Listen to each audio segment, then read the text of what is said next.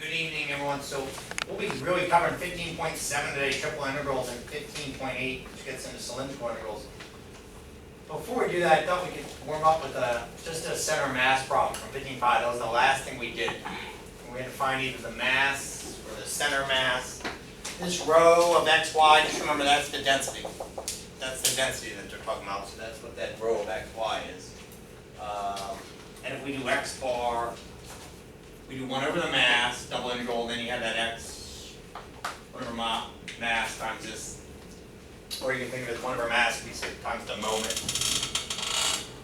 X bar is 1 over the mass times the moment about the y-axis. Y bar is 1 over the mass times the moment about the x-axis, but this is what comes out. I wanted to do one like from the practice problems, the problem set. I wanted to do a problem like number 12. They go, so I'll change up. I'll make different radii. Can you find the mass of a lamina? So hey, good news, everyone. We're just going to find the mass of a lamina. That lamina is just a thin plate that lies between two circles.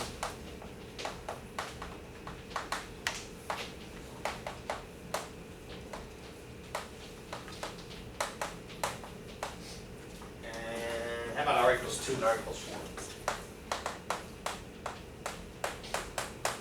All right, radius 2 and radius 4. These circles are centered at the origin.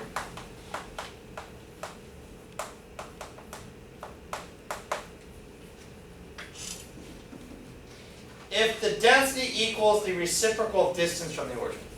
Now I'm going to use that same expression for the density. We're using the same density.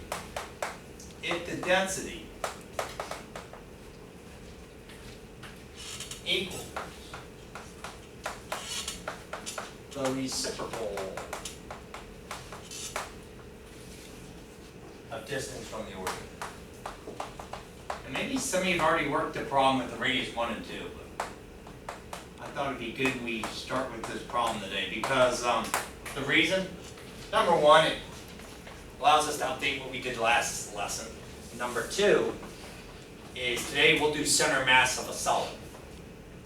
Let me say it again. We'll find center mass of a solid, like a sphere. This is just a lamina, very thin plate. So when it comes to a solid, we're gonna need a new formula because this only gives us center mass of some lamina, some thin plate. Like you can almost think as thin as this paper. We're talking about something like a solid, like an object. But anyways, if we only need the mass, all I need is a double integral of the density, right? Where this is d, but let's draw d, this region of integration. Two circles, radius 2 and radius 4. 1, 2, 3, 4. 1, 2, 3, 4. 1, 2, 3, 4. 1, 2, 3, 4. This is your region of integration.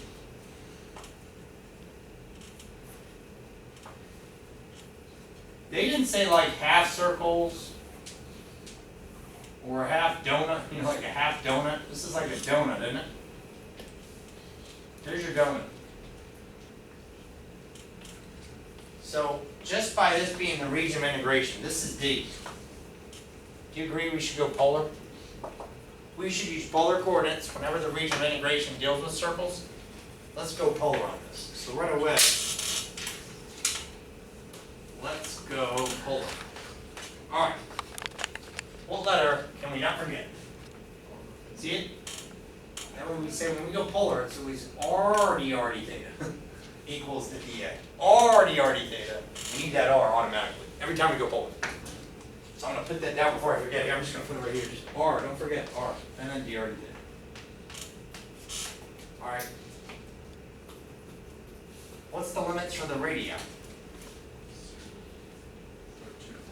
Yeah, nothing tricky about that, everyone. The radius is 2 to 4 then. In that entire region, right? 2 to 4 there, 2 to 4, 2 to 4, 2 to 4, 2 to 4, throughout the whole image. Easy. What's theta? All the way around. 0 to pi? Ooh. This problem's looking all right.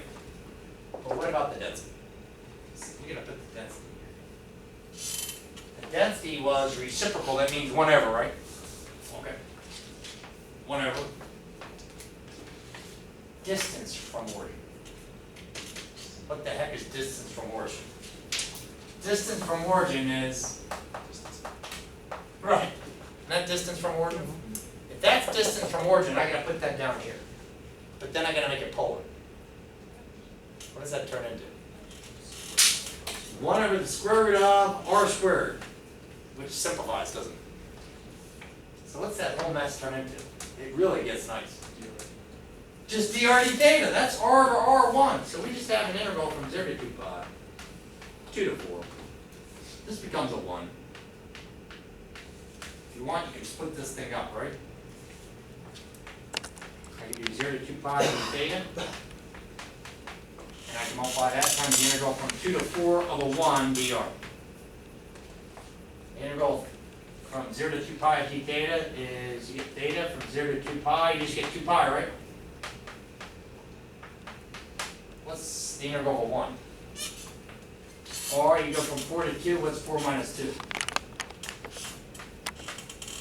2, final answer? There's your mass.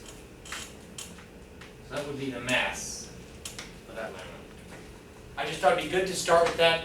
Didn't take much time, but what it does is when we get to solids later, you're going to be able to go, oh, it should be something like this. But it won't be a double integral anymore. So now we're getting into what we call triple integrals. Is everybody okay with that?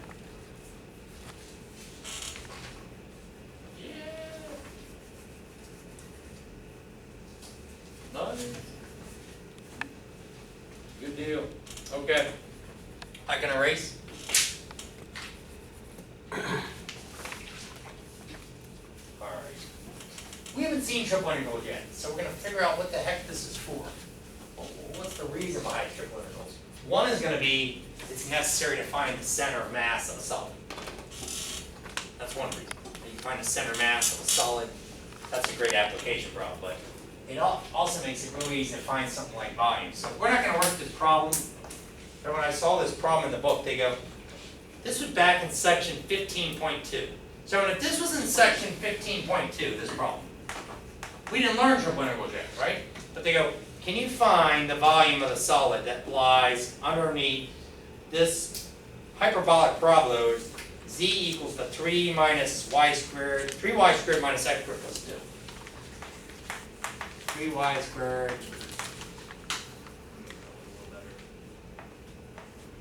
3y squared minus x squared plus 2. So this is just a lead into what we're going to be doing in a second. This is back in 15.2. Can you find the volume of a solid that lies underneath this paraboloid, hyperbolic paraboloid, and above the rectangle? So this is where we'll set up our limits of integration. Above this rectangle,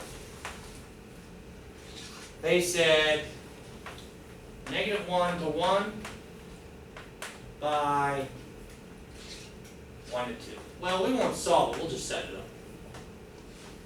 Oh, this, by the way, when they write it like this in the textbook, that's the x, there's limits for integration for x, that's the limits of integration for y, and this would be over a rectangle. So these are x's, these are y's. You want to go dy dx? And this is how we found volume. We just set double integral of the expression right here. dy squared minus x squared plus 2. And -1 to 1 for x, and 1 to 2 for y. And you'd work it out. Hey, I'm curious, this has 4 constants. Can I split that up? Always like when if you see what you have to do as an iterated integral. Okay, he goes iterated. Very good. Although it has 4 numbers, I still have to do this as an iterated integral because you can't factor this so that you only have product of y's with the expression of x's, like x times y. But we got it.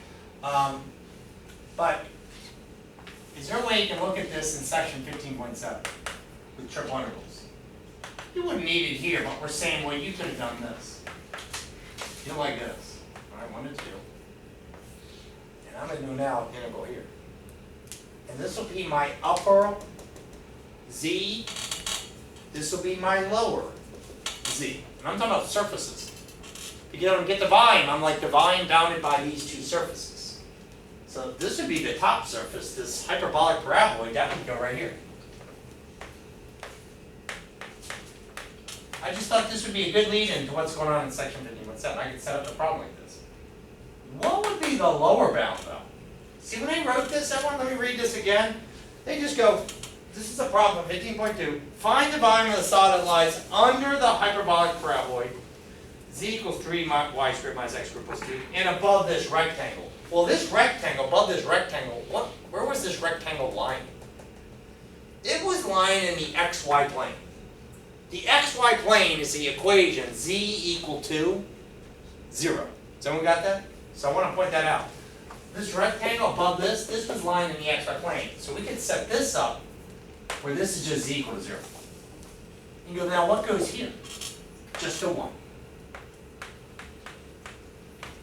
And this is what we're looking at today, 15.7, triple integrals.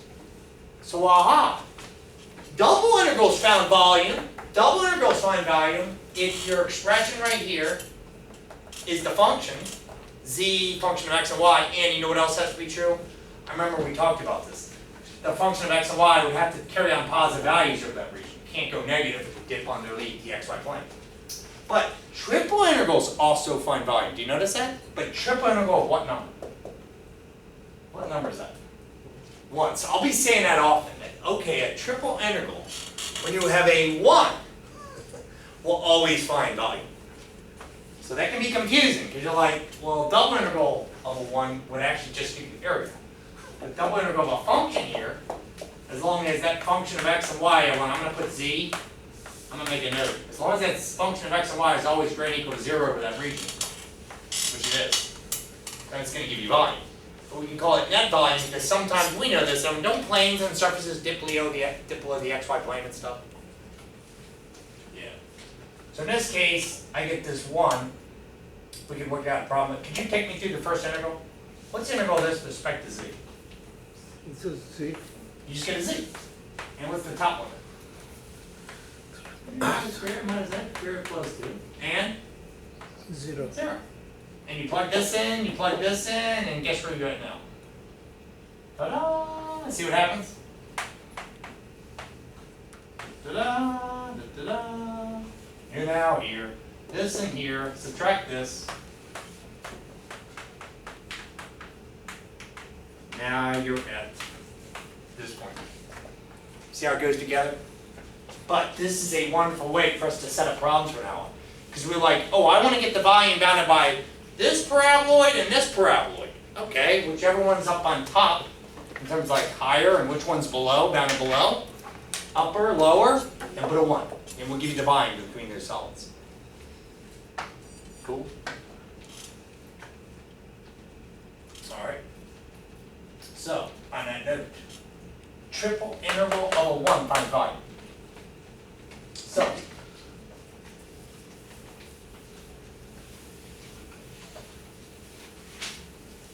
this problem we won't solve. We're going to solve the one after this.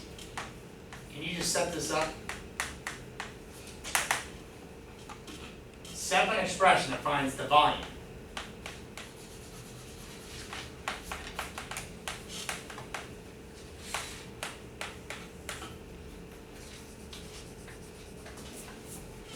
How do you work this? Of the region. Volume of the region in the first octant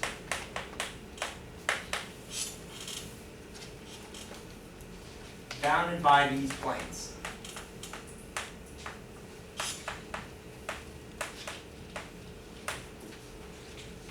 Um, 8x plus 2y plus z equals 4. That's one plane. The next plane, x equals 0, y equals 0, and the last plane,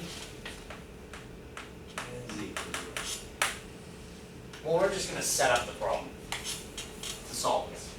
But we'll set up a triple integral. Because triple integral of what will give us value? Triple integral of 1, right? Okay, so we're going to set up triple integral of 1. We're going to have to set the boundaries. But what's the plane x equals 0? X equals 0 is the yz plane. What's the plane y equals 0? That's the xy plane. This plane z equals 0, that's the, like the floor here, that's the xy plane. But then you got this other plane. And so we should make a sketch to really see this. I mean, we really want to see the map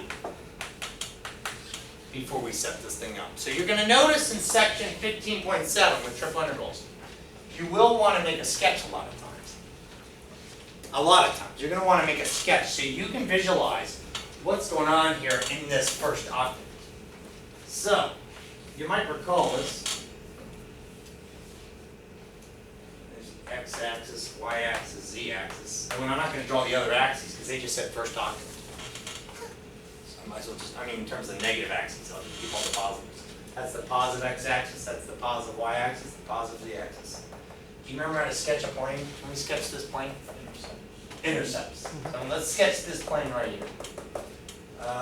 What's going on when x is 0 and y is 0? Z is 4. 2, 3, 4. What's going on when x is 0 and z is 0? 2. Y is 2. One more point.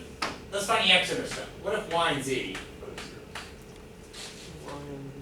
1.5. Oh, it's a half. Okay. That's alright. X is 1/2. So plot this. 2, but this was just like right here. At 1/2. Well, I'm now going to sketch this. Looks like a triangle, doesn't it? It's the face of that plane. And we're getting the volume of the region. And when you bet it's going to be a solid. I'll put that in parentheses. Bounded by that yellow plane right there that we just drew. And all the coordinate planes. These are the coordinate planes. So if you want to know what shape this is, this is bounded on this side, and over here we got that triangle on that side. We got this bottom part down there. See? There's a name for this. It's called a tetrahedron. So you can even reword this problem as we're finding the volume of the tetrahedron formed by this. It's a solid, it's a tetrahedron. A tetrahedron. Now, there's actually 6 different ways we can set up this problem. We're going to do a triple integral. The volume equals triple integral of 1. Now, there's 6 ways I can set this up. You know, dy, dz, dx, dx, dy, dx, change the limits. And when you're okay if I do dz, dy, dx? Okay. Seems an easy way, right? I think it's the easiest way around because, this is probably the best example. I'm looking at this thing right here. It's a projector, right? Doesn't it just project downward? So you're going to notice in Calc 3 a lot of times, when I have an option, I think it's easiest to project things downward, rather than like to the left or the right, unless you have to. So what we'll do is we're going to project that thing downward, right onto the xy plane. In that case, we're like, all right, then let's put top z, bottom z, and then this is going to be the projection onto the xy plane. And I'll write all that out. What's the top z?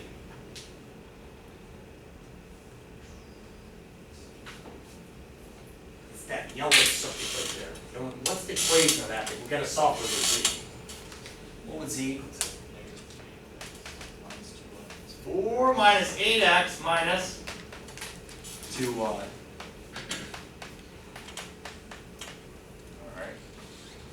What's the bottom z? Nice! So the top z is that one, the bottom z is 0. So far so good? Alright. So I'm taking care of that. That's my top plane, that's my bottom plane. The xy plane is 0. This right here is what we refer to as the projection onto the xy plane.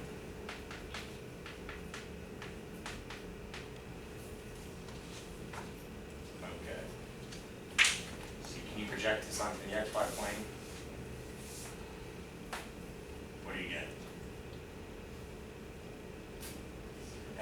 this region. I'm going to color it with chalk. Right in here. Does everyone see that's a triangle? This was what, a half? What was this? 2? So I'm going to draw that, but I want you to see it. So let's say that's the x-axis, that's the y-axis. Can you help me draw that triangle again? Just to rewrite it, because you might have a hard time seeing that looking down. What does that projection look like?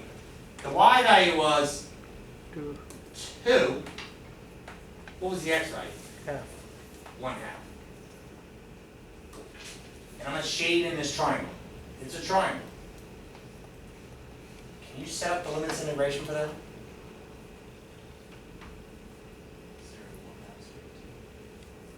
Well, this is going to be 0 to 1/2, right? How do I get the equation of that line? Y equals mx plus b. Give me the equation of that line right there, and I can put it right there. It's the equation of that line. By the way, here's the biggest error. I see this all the time in tests. People go, oh, 2 to 0. No, that just made a rectangle, right? What I mean, that's a triangle. This will be 0, but what's the equation of that line? I get y equals rise to run 1/2. What's rise to then run 1/2? 4. 4. So I get 4x plus what's the y-intercept? Isn't that negative 4? And it's negative 4x because it's going down, brilliant. So I'll put it right in there. Negative 4x plus 2, or you could write 2x minus 4. Let me make sure this doesn't run into that, so maybe we can get this as 0 to 1/2, negative 4x plus 2. And then you can work out the problem. But this one I just wanted you to set up. I mean, we will work a triple integral in a second. I thought we could work it out when we found like the mass of the solid. Is that okay with that? Nice. Nice. Hey, we can talk about shortcuts too. Shortcuts in that? Is there a shortcut to this? Well, I put the z equation here, right? Can I get this equation if I set y equal to 0? So when it comes to find the volume of the tetrahedron, do you agree I can solve for z here, and then set z equal to 0 and solve for y, put that there, and then set y and z equal to 0 and solve for x here, and then put 0, 0, 0. Wouldn't that always work? With any tetrahedron in the first octave. If you like patterns. I just want to say that again. You go, could I do this like with numerous problems where you say find the volume of the region in the first octave bounded by the plane and these coordinate planes. Then a fast way to set these up is to say, here I solve for z, right? 0. Here, let z equal 0, solve for the letter y. And then here, let z and y equal 0 and solve for the letter x. And you should get the same thing. Cool? Is that okay with that? Nice. Alright, we're going to do a problem like this, and we'll work out all the math, but we're going to find the mass. The mass of a three-dimensional object. Kind of like this. Of a solid. So what's the equation for finding mass? And this is mass of a lambda. So what would be center of mass of a solid? Oh boy. What would be center of mass of a solid? And we'll say this is in 15.7, right? Well, that'll be an x bar, comma, y bar, and then a z bar, right? Let's start with mass. What would mass be? It should be similar to this, except it's going to be a triple integral. What will mass equal to? Triple integral? Let's just call this region, what? You know, whatever this is over. Let's just say it was over like region M. Row of x, y, z, dv. We use dv, v for volume. What would x bar equal to? just write out, we don't have to write the y bar and the z bar. What would x bar equal? 1 over the mass times the triple integral of what letter? Kind of like this. What would be the letter? X, they call this the moment about the yz plane. 1 over mass times the moment about the yz plane. There goes that letter x. dv, this would have that same reason. I should use a different letter. Let's use E. Let's say E is the actual solid. So I'm going to say for solid E. And when you're done for solid E, I'm going to put over the triple integral V there. Cool. Hey, similarly, what would Z bar equal? I don't even have to write out. What would Z bar equal? 1 over mass times triple integral what variable? Z. Z, and then the row of X, Y, and Z, right? Cool. What would Y bar equal?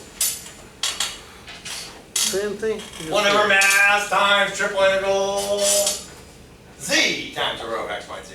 This would give you the center of mass of a solid. People are talking about in their statics course, they find centroids, right? Centroid is a center mass if the density is a constant. If the density is a constant. We've noticed today we got densities that weren't constant. Remember the one before? It was like the row 1 over square root of x squared plus y squared. Well, that's not constant. But a centroid is finding is the center of mass if the density is constant. Well, let's look at a problem like that. So here you go. This one will solve though. So can you find the mass?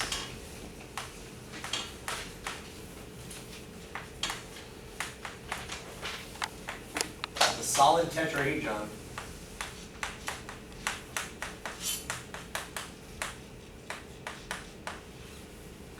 Oh, this is in the first octave. It's got coordinates.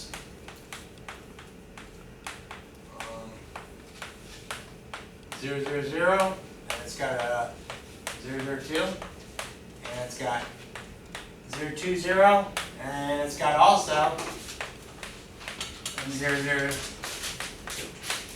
Well, can you help me draw that? What would that look like? I'm also going to have to give you the density. So I thought, no problem. How about the density is x squared? And the density is given as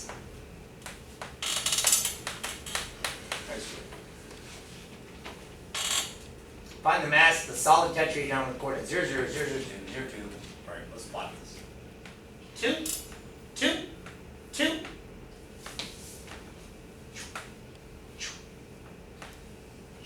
And it's bounded also by the coordinate planes. This is that other edge. So everything's bounded by the coordinate planes here. Okay.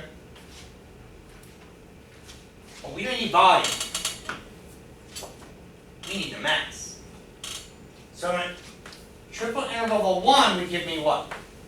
Volume. Volume. We're getting triple integral of for mass. We gotta put the density there. But they gotta give you the density. The density was what?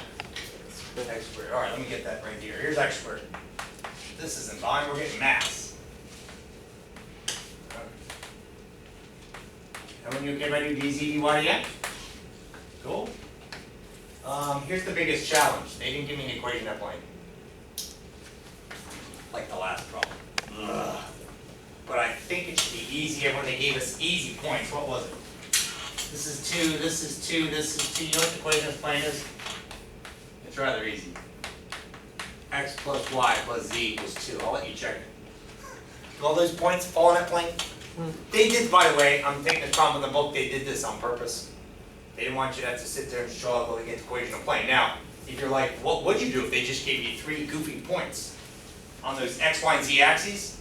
You'd have to go all the way back to section 12.5 where you had to get equations of planes. You remember that? You needed a normal vector, remember? But this, it's easy to see that the equation of plane would be x plus y plus z equals 2. Notice you can plug all these points. You know, this point isn't on that plane now. The 0, 0, 0 is, you know, one of the vertices of the tetrahedron. I'm talking about the plane right here. This triangle right here, this face. But you'll notice this point, and this point are all on that face. Cool. Hey, by the way, what if they did 3 What if they did 0, 0, 3, 0, 3, 0, and 0, 0, 3? What would be the equation of plane?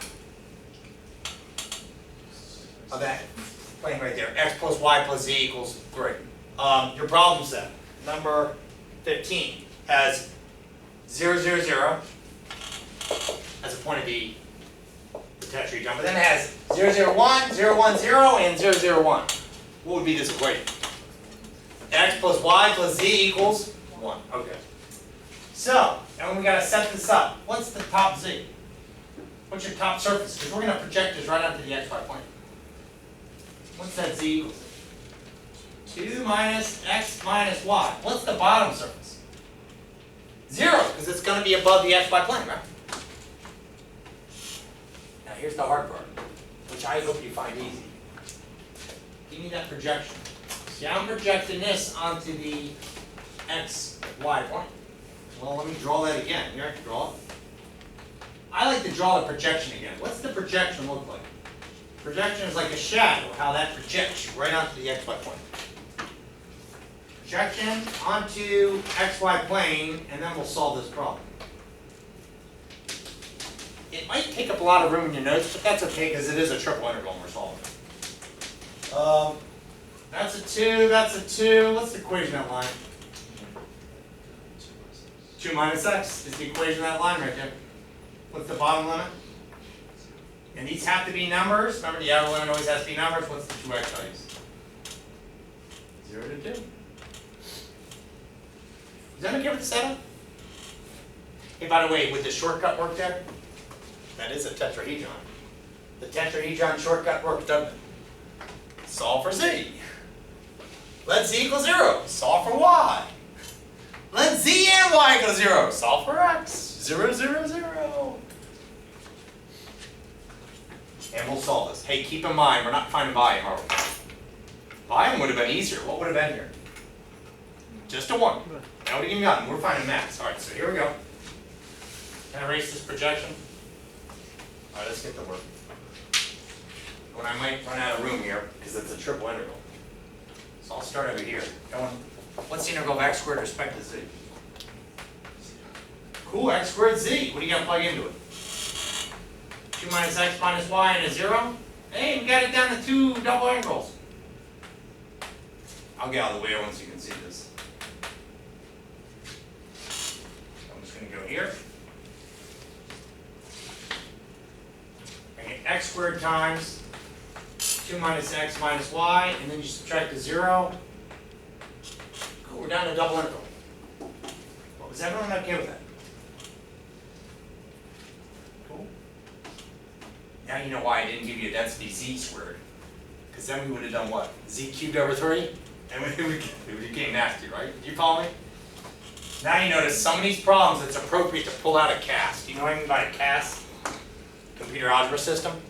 Please, by the way, please feel free to explore that on the internet. You could just go, finding what? Evaluating triple integrals. There are applets to do that for you. You can check them. You follow me? Because the TI-84 is not going to check this for you, is it? But the Inspire will do it, the TI-89. I have to make sure we don't make any errors. All right, now, how do I do this integral? I can't split it up. Should I distribute? Mm-hmm. All right, let's distribute. Oh, you're the best. That's an x squared. And I'm distribute that x squared. Thank you. What's that? 2x squared minus X cubed. X cubed minus XY. x squared y. I'm just going to stay alphabetical order to stay organized. All right, and we got to integrate all those 3 portions with respect to what letter? Y. Y. It's the only thing about evaluating a triple integral. Sometimes it's tedious. Sometimes a little tedious. Okay. 2x squared y minus x cubed y minus, what does this become? X squared, I want that chocolate baby. X squared y squared over 2. Okay. And what are we plugging in here? 2 and 0. 2 and 0. And what letter are we plugging them into? Y. All right. I'm going to plug in the 2 there, I get what? 4x squared? Minus x. Oh, thank you. So this is a 2 minus x. 2 minus x. Let me put it right here too. 2 minus x. I can even write it right now. 2x squared times 2 minus x. Minus x cubed times 2 minus x squared times 2 minus x squared over a 2. But then when you plug in the zeros, what do you get? But everyone, I'm excited because we now have this down to a single integral.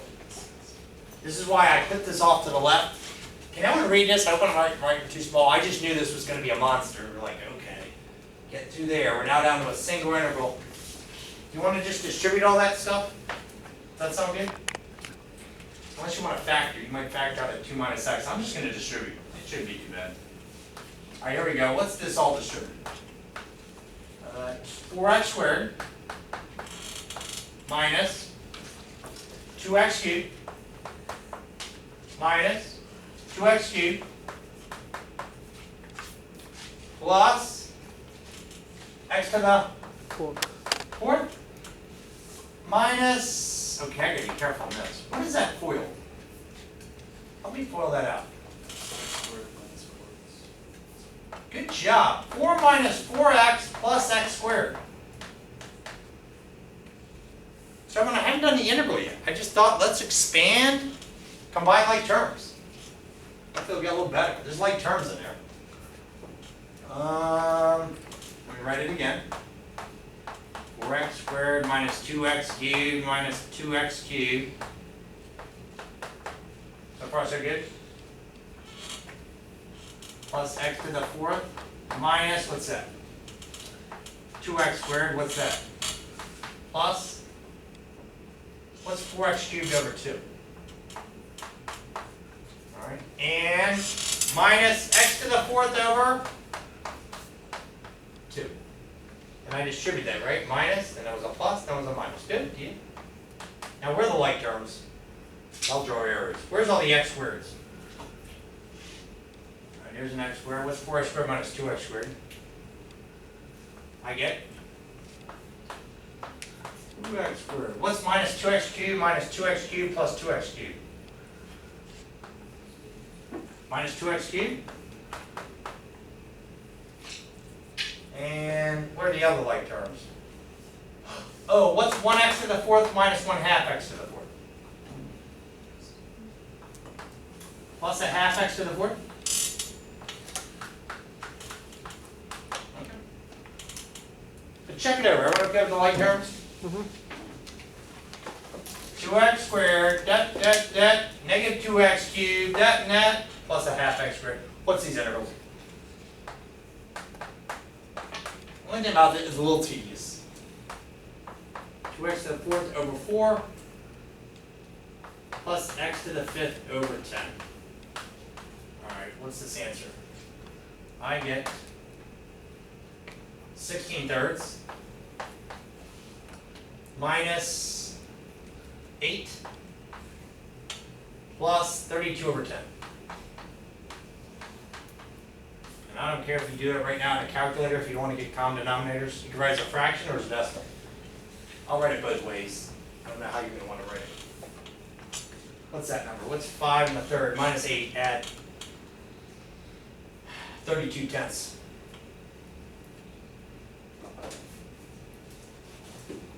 I got 4/10. Pretty good.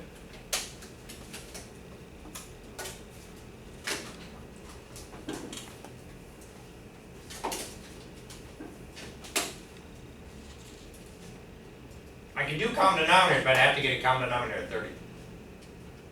Right?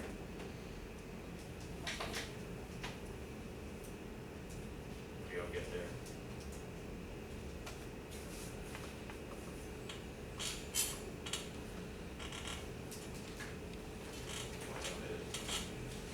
What's 16/3 minus 8 plus 32 over 10?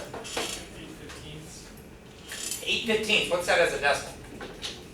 0.53. So I'm going to write it both ways. 8/15 4.53 is our, not volume, but the mass. You can check it again, I think it was just that 4/10 came out. And then you can do common denominators here, right? Hey, you could have checked this with your TI-84, right? You know, like you got to there and you're like, all right, I'm just going to do it. That's okay. But please explore. I encourage you to explore some of those, you know, on the internet. If you don't have a CAS at home, computer algebra system, like a TI-89 or a TI-Inspire, because they are a little tedious. This would have been crazier if this was what? Z squared. Or what if it was Z squared Y, right?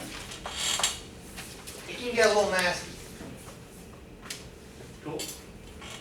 That's why, hey, again, your next test, many of the problems I say set up. But when you do stuff in polar coordinates, these don't take that long, so you can solve those. Some of these just set up on.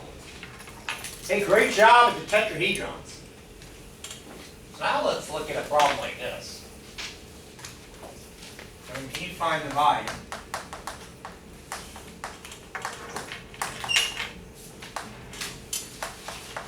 Of the solid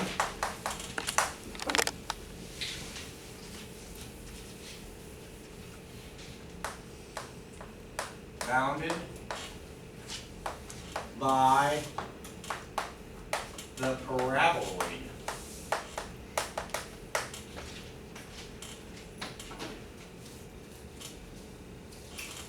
I had this on your practice problems. I just want to see which problem I'm doing.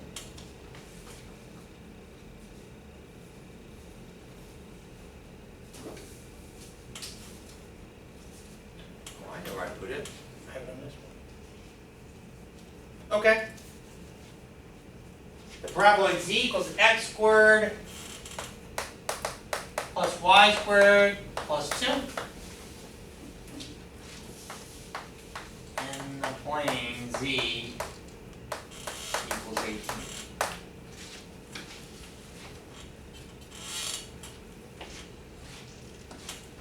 So we'll find this. Or we can at least set it up.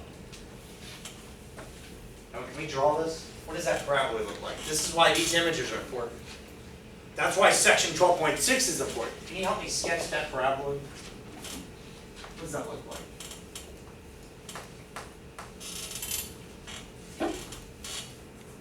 There's the paraboloid.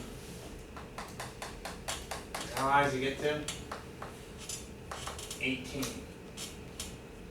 Let's keep opening up like this, right? But it's going to intersect the z equals 18 in a what? In a plane. It's going to be a plane, it's going to intersect that plane, but won't it be a circular intersection? Because this is a circular parabola. So that's why I'm drawing it like that. Now this is up 18 notches. This is z equal to x squared plus y squared plus 2. And we're getting the volume of this solid bounded above by the z equals 18, and then getting bounded below by this surface. This is the bottom surface. The z equals x squared plus y squared plus 2. We're going to get the volume of that solid. Triple integral, right? Triple integral for what? For volume.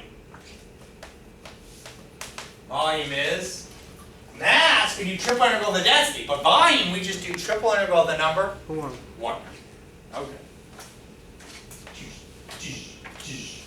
1. You know dv and then e, right? Look, dv. This is e. This is e. That's the solid e. We can define that also. That's e. What's the top z then? That's easy. What's the top surface? 18. Is the bottom 0? We just did 2, maybe 3 problems in a row. I know at least 2 where the bottom was 0. Is it 0? It's very good.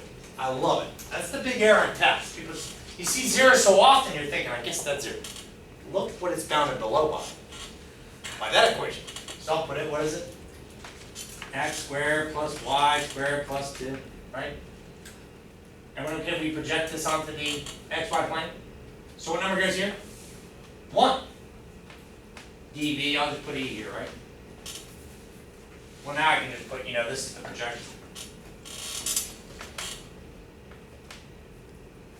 But, that's a circle. What will the projection be? The projection onto the xy plane is the widest region ever involved in this solid here. Let me say it again. The projection onto the xy plane is like the widest region ever involved inside this solid here, which we can see is that disk way up at the z equals 18. The only thing is I don't know how big that circle is. You gotta help me find it. And because it's a circle, can we go what? Polar? Does everyone agree? Polar makes things easier, right? So let's definitely go polar with this. But that means mathematicians had to invent a coordinate system that dealt with polar coordinates in triple integrals. And there's a name for that. That's what I want to lead into right now. And the title of 15.8 is called Cylindrical Coordinates.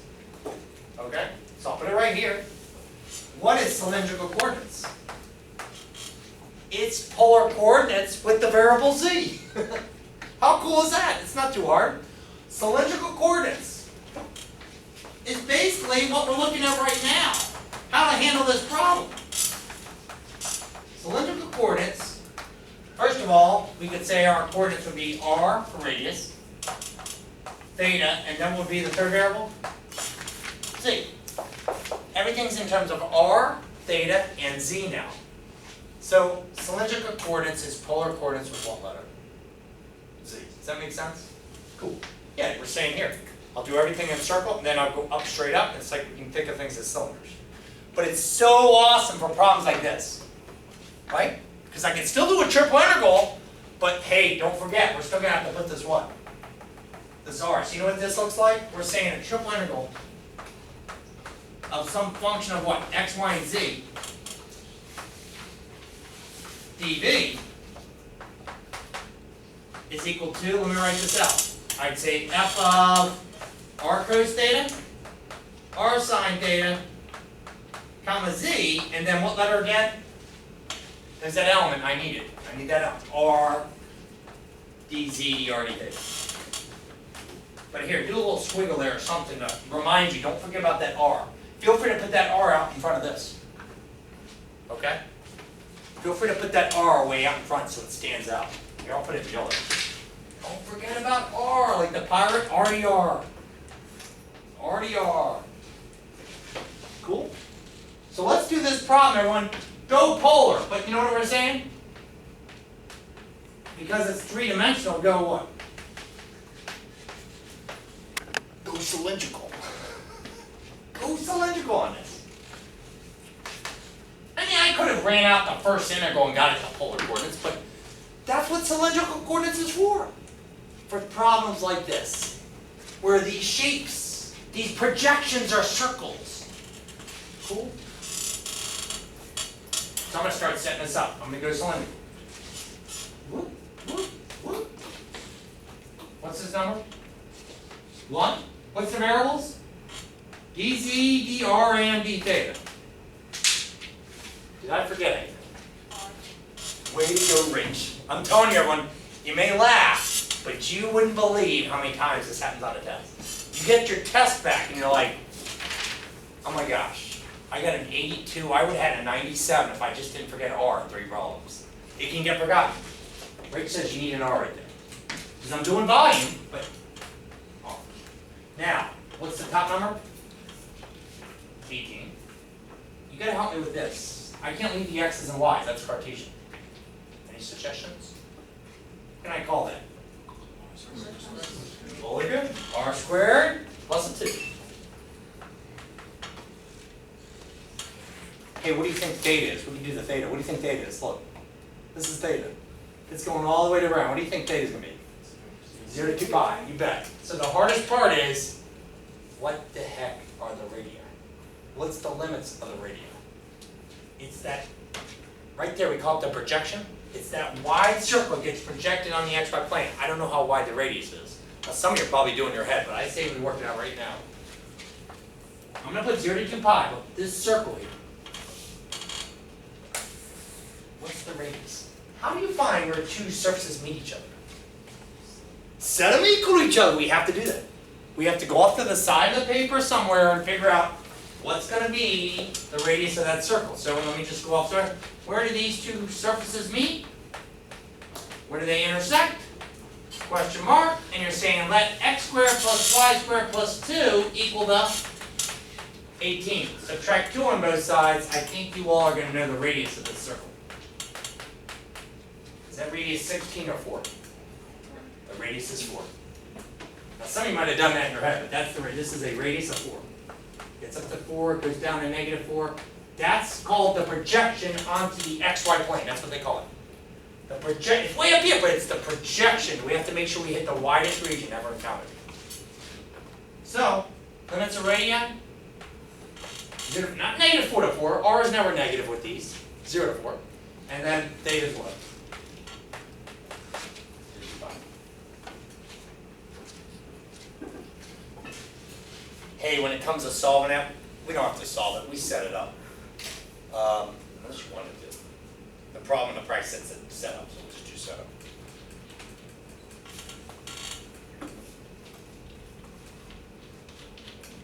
You know what though? I want to solve this with you. I was about to say just do the setup. Let's solve this because this does not take long. Remember how long